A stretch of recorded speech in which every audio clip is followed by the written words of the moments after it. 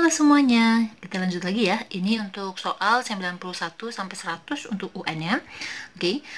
Ini juga bisa untuk persiapan USBN juga karena materi USBN sama UN sama aja. Cuma bedanya kalau di USBN dia ada esainya. Oke. Kita lanjut ya.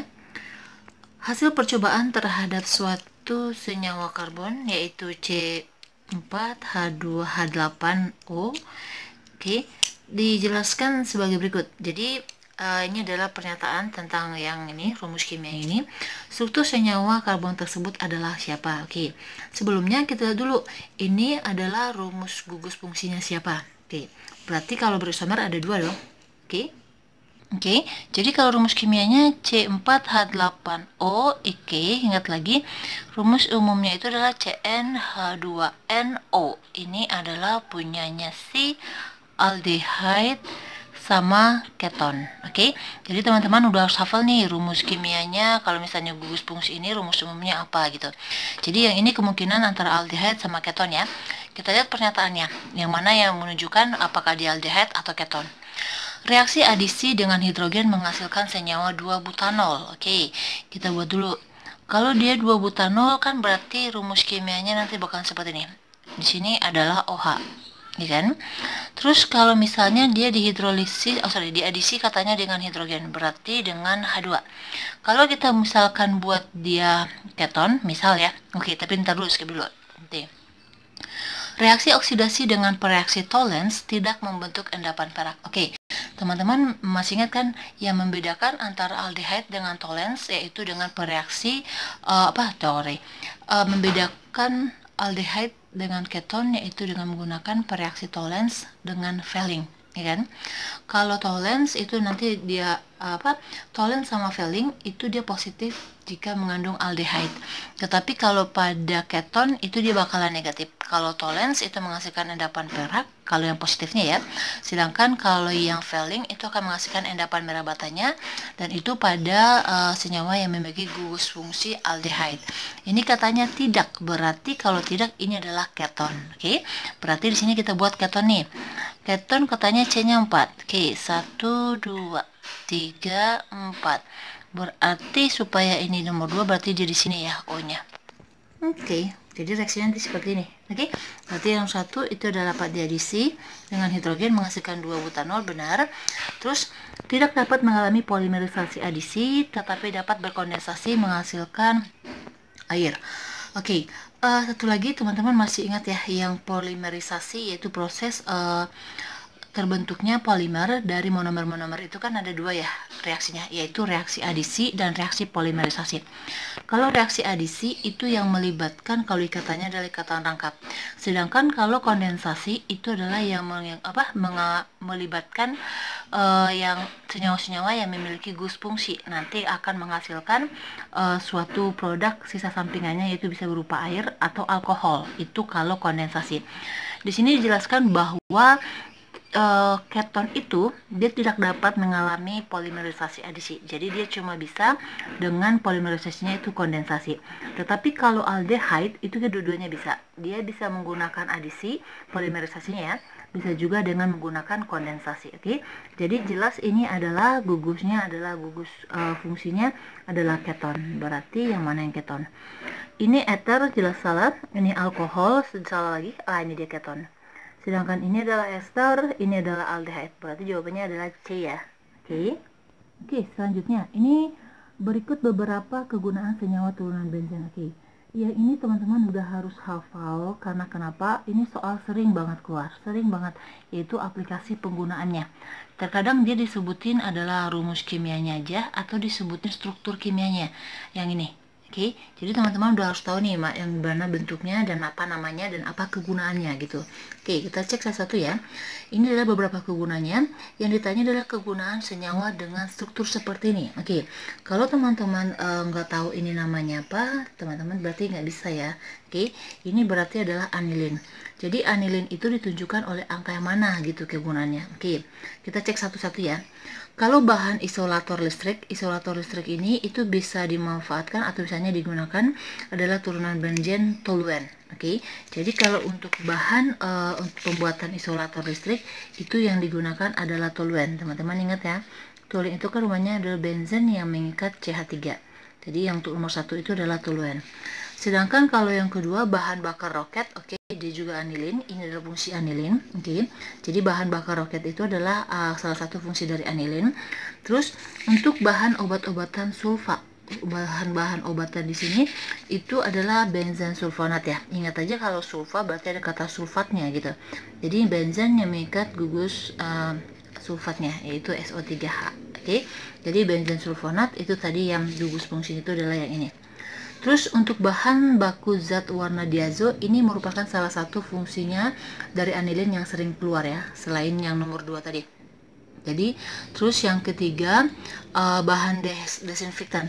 Jadi turunan dari benzen yang berguna sebagai desinfektan itu adalah fenol. Oke, yang mengikat yaitu benzen mengikat OH. Oke. Jadi di sini yang merupakan kegunaan dari anilin itu adalah jelas ya, yang ini bahan bakar roket sama bahan baku untuk zat warna diazo. Berarti jawabnya adalah 2 dan 4. Sedangkan salah satu lagi fungsi dari anilin ini, selain dia digunakan sebagai bahan bakar roket, dia juga digunakan untuk bahan peledak. Oke, jadi bukan untuk toluene doang. Jadi toluene itu bukan untuk bahan baku untuk membuat peledak doang, bukan, tetapi juga digunakan untuk bahan isolator listrik. Oke, jadi teman-teman sering latihan soal, dengan sendirinya teman-teman nanti bakalan ingat nih kegunaan kalau yang ini senyawanya gunanya untuk apa, dan rumus kimianya seperti apa strukturnya kayak gini. Oke. Oke, next lagi. Suatu senyawa organik mempunyai struktur seperti di samping. Nama yang paling tepat untuk senyawa tersebut. Jadi ini adalah struktur senyawanya, yaitu ini adalah turunan dari benzen. Oke, teman-teman masih ingat tata nama ya. Kalau tata nama itu ada urutan prioritasnya. Oke, di sini benzennya mengikat CH3 dan mengikat NO2, yaitu gugus metil sama gugus nitro. Oke, jadi kalau di sini yang lebih prioritas itu adalah CH3. Jadi yang lebih prioritas itu yang menjadi menjadi induknya gitu. Jadi yang menjadi induk itu adalah yang ini, oke, yang toluene. Sedangkan NO2 ini adalah menjadi cabangnya. Oke, ini kan posisinya berarti nomor satunya dari CH3 dong. Ini nomor 1, ini nomor 2. Teman-teman masih ingat kan? Kalau misalnya dia cuma ada 2 substituen, jadi kalau misalnya nih, ini posisinya seperti ini. Ini kan berarti 1, 2, ini adalah orto. Sedangkan kalau posisinya itu yang misalnya 1 sama 3, oke, ini 3, 1 dan 3, ini adalah meta. Satu lagi, kalau posisinya adalah 1 dan 4, ini apa? Teman-teman masih ingat nggak? Ini adalah para. Oke, jadi ini adalah orto jawabannya. Berarti yang tadi cabangnya itu adalah NO, jadi orto nitrotoluene. Berarti ini jawabannya adalah yang D. Oke. Oke, soal selanjutnya. Perhatikan reaksi berikut. Oke, ini adalah benzen. Ini adalah senyawa alkil halida ya. Ini kan alkil nih. Nah, ini adalah golongan 7. Berarti namanya alkil halida. Oke, ini adalah katalisnya. Hasilnya yang ditanya.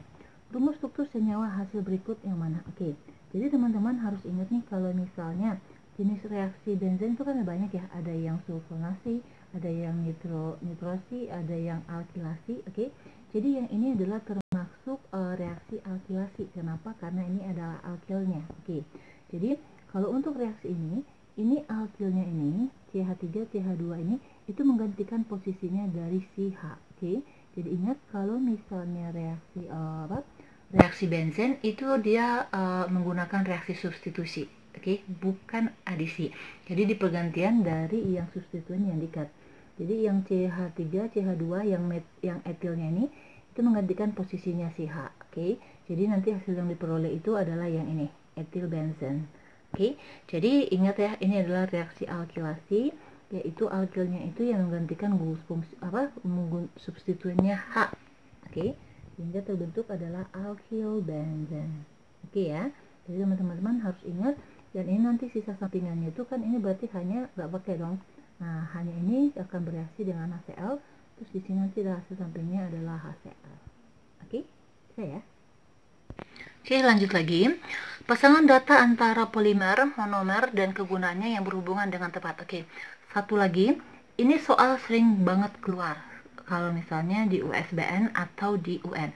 Jadi diketahui ini polimernya apa. Terus yang ditanya itu monomernya apa dan kegunaannya yang mana, yang cocok itu yang mana gitu. Jadi teman-teman banyak latihan lagi ya. Oke. Kita cek dulu nih satu-satu nih. Yang pertama adalah teflon. Di sini dikatakan bahwa monomernya adalah propilena. Ini jelas salah ya. Karena teflon itu monomernya adalah tetrafluoroetana. Oke. Dan kegunaannya juga salah. Teflon itu digunakan untuk ini. Yang ini jawabannya. Pelapis anti lengket. Oke, itu yang untuk teflon. Untuk selanjutnya amilum. Amilum itu polimernya benar. Terus monomernya itu glukosa. Ini benar ya. Jadi monomer dari amilum itu adalah glukosa. Dan kegunaannya di sini bukan serat pakaian. Jadi amilum itu ada kegunaannya adalah untuk bahan makanan. Oke, jelas ini salah lagi. Kalau yang C, ini polimernya adalah nilon. Oke, benar, nilon itu merupakan polimer. Terus monomernya adalah asam adipat dan heksametildiamida. Oke, ini benar monomernya. Tetapi kegunaannya yang salah nih. Oke, jadi kalau kegunaannya dari nilon itu adalah serat pakaian. Oke, untuk pakaian dia, untuk nilon. Oke, jelas salah ya, karena kegunaannya nggak sesuai. Kalau yang D, dacron. Oke, dacron ini dia merupakan polimer. Monomernya metil tetraplatat dan etilglikon. Oke, ini benar.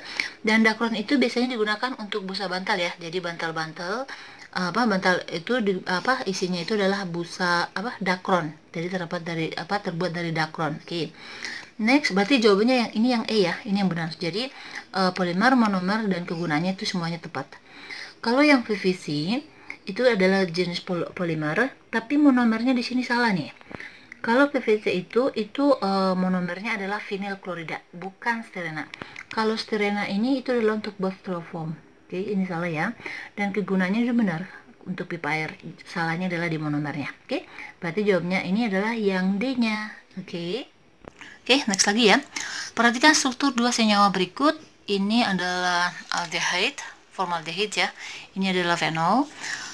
Struktur polimer yang tersusun antar monomer tersebut adalah apa? Oke. Jadi kalau misalnya nih aldehyde yang ini ya, formaldehyde ketemu dengan fenol, itu akan nanti membentuk yang polimernya adalah namanya bakelit. Oke. Tetapi yang mana hasilnya itu dia. Oke. Teman-teman harus hati-hati ya. Nanti perhatikan dia cara bukanya itu gimana, maksudnya untuk bentuk polimernya. Dan menggunakan polimerisasi, kondensasi, atau adisi gitu. Oke, ini kita cek dulu ya caranya gimana untuk mendapatkan monomernya itu. Kita buka dulu monomernya itu. Oke, maksudnya kita buka jadi maksudnya cabangan yang gimana. Oke, contohnya nih kita yang aldehyde dulu ya. Ini H, ini C, ini O, ini H. Oke, ini dia menggunakan di sini, gitu ya. Ini, kan, dia bakalan ke sini. Jadi dia lepas nih. Terus yang ini dia bakalan ke sini. Jadi akan terbuka. Jadi ini nanti akan membentuknya nih CH2. Oke, di sini ada satu, di sini ada satu. Jadi ada dua yang berikatan. Sedangkan O-nya ini itu nanti bakalan berikatan dari yang fenolnya. Oke, yang ini ya. Ini kan gini. Oke, di sini ada OH-nya. Oke, kalau kita buka kan di sini ada H nih. Di sini masing-masing ada H kan? Di sini masing-masing ada H. Di sini masing-masing ada H, ya kan? Terus kalau misalnya ini dilepasin kayak gini, bakalan terbentuk seperti ini dong, kan? Ini, terus ini OH-nya, ini menjadi berikatan kayak gini. Ya kan? Jadi ini kan nggak diketahui, nggak diminta ya, yang mana berapa banyak kayak gitu. Makanya di sini ada NN-nya. Jadi seberapa banyak kayak gitu. Jadi dengan ini yang berikatan dengan ini ntar jadinya. Jadi yang ini, yang fenol tadi ya, di sini ada OH-nya. Terus ini ada sih yang berikatan. Ini juga bisa nih berikatan di sini. Jadi dia berikatannya itu bisa banyak gitu, tergantung dia posisinya di mana dulu. Kalau ini kan udah ya. Berarti ini bisa, ini bisa. Ingat tadi di sini ada HH-nya kan? Berarti bisa dia berikatannya. Oke, dan ingat dia ini mengalami proses resonansi ya. Berarti di sini ada CH2-nya, ini berikatan, ini juga ada CH2-nya, ini berikatan. Terus di sini juga ada CH2-nya. Ini juga berikatan kiri kanan. Satu lagi dong, karena kan di sini berikatan nih. Dari sininya. Oke, berarti kalau misalnya ini berarti dalam kurung ya, karena nggak diketahui nih jumlahnya berapa. N berarti yang mana? Yang mana nih? Yang cocok yang mana? Tuh, yang B ya.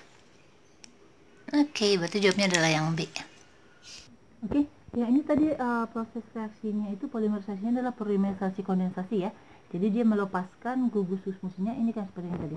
Ini kan oksigennya dilepas nih. Nah, jadi dia O-nya itu berikatan dengan H-nya. Jadi kemungkinan bisa jadi nanti hasil sampingannya itu yang dilepaskan adalah H2O. Oke, next lagi ya. Berikut struktur polimer sintesis. Oke, ini dari kasih tahu nih polimernya. Jenis reaksi polimerisasi dari polimer tersebut dan kegunaannya berturut-turut. Oke. Kalau dilihat sih ini bentuknya itu adalah bentuk struktur dari Orlon. Oke. Dari Orlon itu merupakan suatu turunan dari senyawanya, monomernya ya. Jadi dia tuh mengalami reaksi yang namanya ini polimernya dan namanya polimer Orlon. Oke, dan Orlon itu digunakan untuk pembuatan kaos kaki. Jawabannya itu yang A. Terus sedangkan kalau ini monomernya itu adalah namanya akrilonitril. Oke, ini akrilonitril. Jadi kalau misalnya ini kita lihat, dia sebenarnya monomernya itu yang ini. Jadi masukin aja ya, ini ke sini katanya, ini ke sini katanya. Ini CH2, ini CH, ini CN. 1 2 3 4 kayak gini dia. Jadi akrilonitril itu adalah monomernya, sedangkan ini adalah dengan proses adisi ya. Jadi adisi itu adalah yang melibatkan ikatan rangkap. Oke, jadi nanti diputus, jadi bakal terbentuk kayak gini katanya. Kayak gitu. Oke, jadi jawabannya itu adalah yang A. Oke, next lagi. Berikut manfaat biomolekul dalam tubuh. Kegunaan protein. Oke, ingat ya, ini protein. Protein itu adalah kegunaan yang mana? Gitu loh. Oke, antara kelima pernyataan berikut. Oke, jadi kita cek satu-satu ya. Biokatalis dalam reaksi metabolisme, ya itu merupakan salah satu dari protein ya. Itu adalah enzim. Oke, jadi enzim dalam tubuh kita yang mempercepat reaksi itu adalah protein. Jadi disebutnya juga biokatalis karena dia maksudnya berada dalam tubuh makhluk hidup gitu. Namanya biokatalis. Oke, jadi yang satu itu udah benar. Kalau yang kedua menjaga suhu tubuh, kalau untuk menjaga suhu tubuh tetap stabil itu bukan fungsinya protein, tetapi itu fungsinya dari lemak. Oke. Terus kalau menjaga keseimbangan pH cairan dalam tubuh, kalau pH, ini pH ini merupakan fungsi dari protein juga ya. Jadi menjaga keseimbangan pH itu adalah fungsi dari protein. Selain itu juga protein ini juga berfungsi untuk memperbaiki sel-sel rusak. Jadi memperbaiki sel-sel rusak, terus mengatur aktivitas dari hormon juga, itu adalah fungsi dari protein ya. Sedangkan kalau yang ini membantu penyerapan kalsium. Kalau membantu penyerapan kalsium itu gunanya dari karbohidrat. Oke. Jadi karbohidrat itu dia merupakan biomakromolekul yang membantu penyerapan kalsium. Oke, jadi bukan fungsi dari protein. Sedangkan kalau menyusun membran sel ini juga merupakan fungsi dari lemak, jadi bukan protein. Oke. Jadi di sini kegunaan dari protein itu adalah yang 1 sama yang 3. Oke, jadi jawabannya adalah yang B. Oke, next lagi. Kandungan gula darah yang berlebih, misalnya pada penderita diabetes mellitus, dapat diketahui dengan menggunakan tes urin, yaitu menggunakan reaksi siapa. Oke, jadi gini teman-teman ya. Jadi gula darah itu merupakan senyawa glukosa yang diedarkan oleh darah ke seluruh tubuh.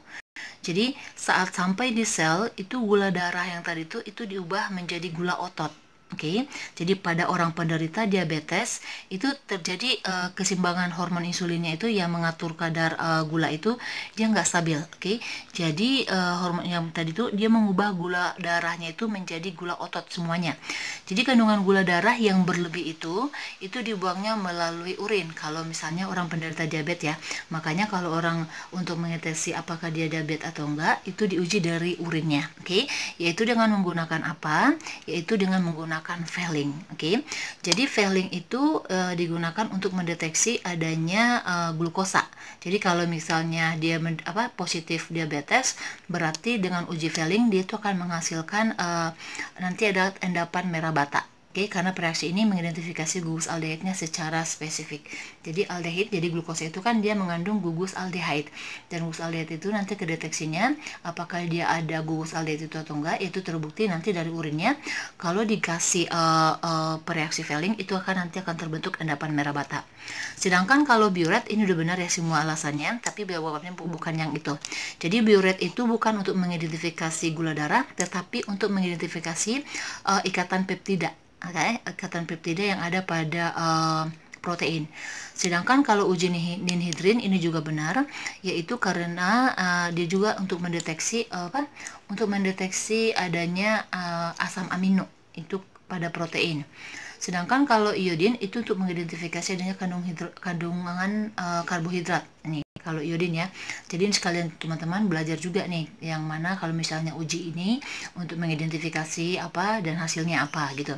Sedangkan kalau Seliwanov ini adalah untuk menguji gugus aldosa dengan menggunakan gini. Jadi segini, gini ya. Kalau karbohidrat itu kan ada yang disakarida, polisakarida kayak gitu ya. Sedangkan yang monomernya itu adalah yang monosakarida, yaitu yang terdiri dari glukosa, galaktosa, dan fruktosa.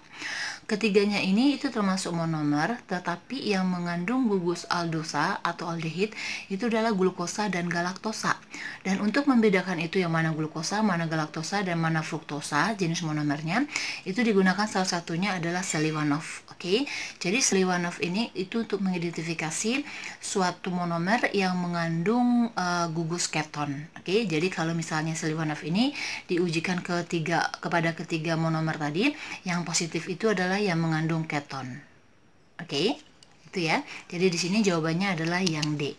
Oke, next lagi soal yang terakhir nih. Kita udah sampai soal 100 nih. Suatu bahan pangan diuji dengan beberapa tes berikut. Oke.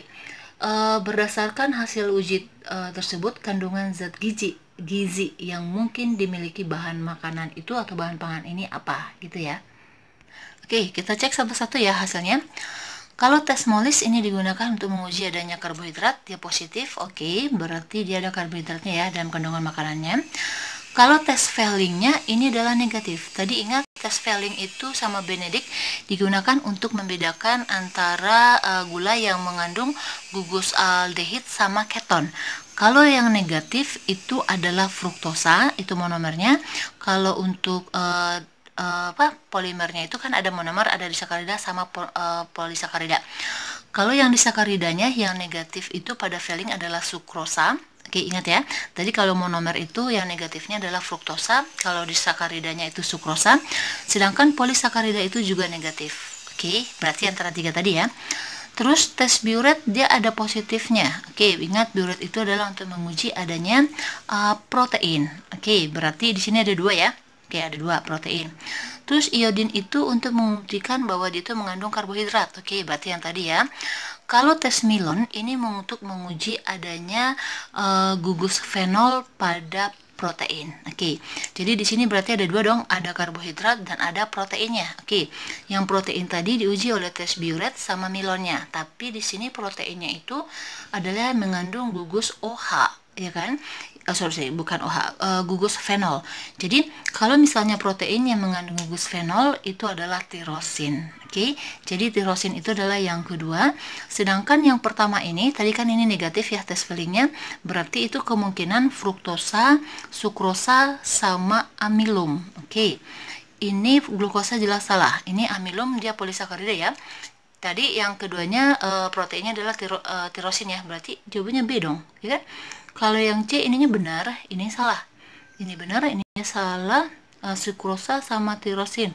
Oke, jadi ini yang paling benarnya itu adalah yang B. Oke, amilum sama tirosinnya. Oke, jadi demikian dulu untuk pembahasan kita ini. Udah ada 100 soal ya untuk latihan soal aja untuk UN. Jadi teman-teman latihan banyak soal ini. Nanti kalau ada kesempatan waktu lagi kita akan bahas tipe soal UN yang lain lagi gimana. Jadi supaya teman-teman itu dapat menghasilkan mendapat nilai yang terbaik gitu. Oke, demikian dulu. Jangan lupa please share dan subscribe. Terima kasih.